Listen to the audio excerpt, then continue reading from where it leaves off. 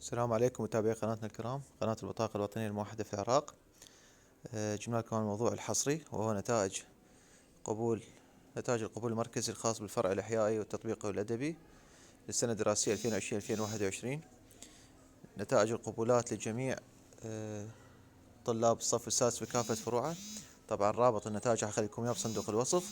مجرد ما تدخل على الرابط راح تلقى هيج مثل هذه الواجهة الواضحة أمامكم.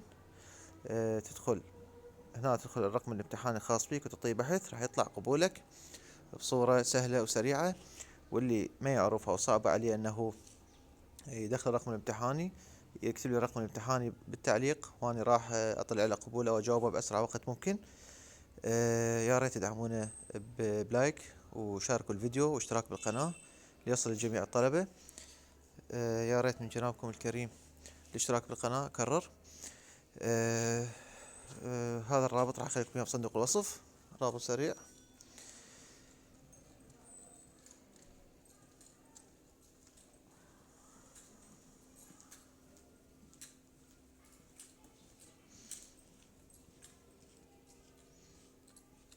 بس تدخل على الرابط يطلع لك هاي الواجهة، دخل رقم الامتحان هنا وبكل سهولة تطي بحث وراح يطلع لك قبولك إن شاء الله. بالموفقية لجميع طلبتنا الأعزاء، موفقية بقبولاتكم إن شاء الله الكل مثل ما أتمنى ومثل ما كتب بالانسيابية.